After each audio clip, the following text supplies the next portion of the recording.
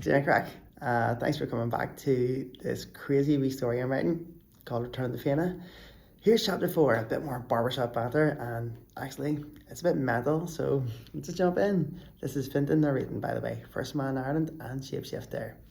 So, my barber had my left eyebrow bunched out of a comb with a razor in his other hand. "What's that noise?" he asked. My heart rate grew. I didn't want him going outside and getting shot. It's an assassin drone, I thought, made by the British and being controlled by the Mossad, here to kill Kareem. I had to stop the barber from raising any concerns.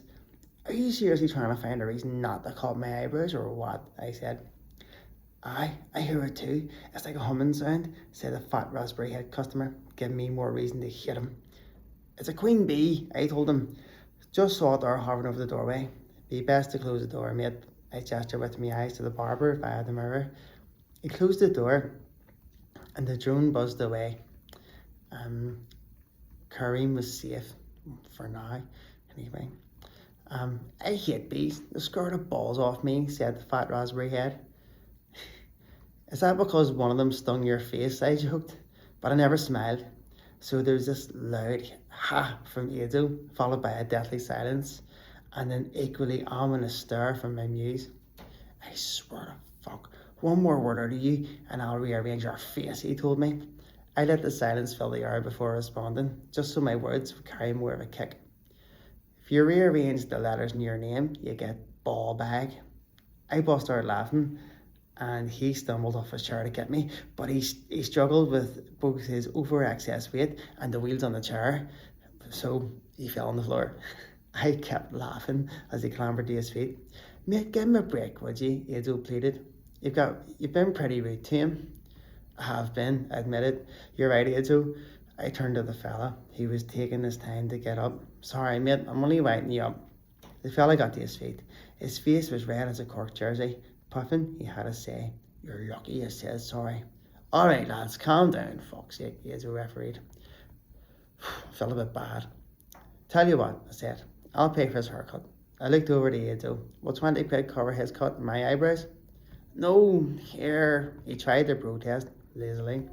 Nah, it's sweet. I was being a dick," I confessed. "I got battered by kids in Call of Duty online this morning, and I've had to hump all day because of it.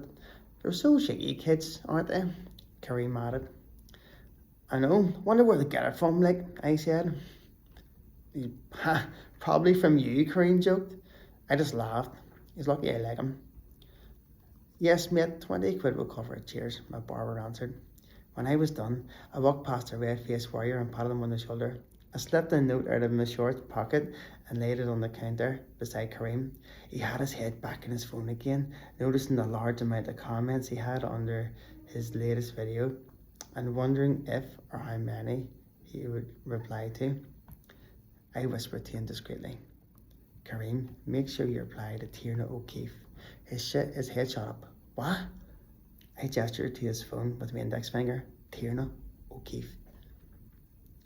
He looked down and saw her comment, which read, "You're absolutely right, Kareem. I have proof. Email me at tiernaok_anrk@outlook.ie ASAP." Kareem raised his head and I was gone. I vanished from the barber's, knelt down between two cars which are parked in small lay-by between the pavements and the busy road. "Here, what's he doing?" my barber asked. The rest gathered at the window. "Why is he hiding between cars?" Kareem asked. "He's a wingnut," Jesus added, sniggering to himself afterwards. I shifted into a butterfly. I couldn't care less if anyone saw me, for they wouldn't believe their own eyes if they did. "Where'd he go? Is he under the car?" Kareem asked, laughing. I fluttered past the door just in time to hear Kareem tell Edzo, "Here, he left you at 20, but it's in euros." "Cheeky bastard," Edzo raised. I was happy, knowing my acting skills were on fire yet again. Well, that's the end of chapter 4. So it gets a bit more mental, so just keep on watching for a bit of crack if you want to. Slang a foil, have a great day. True.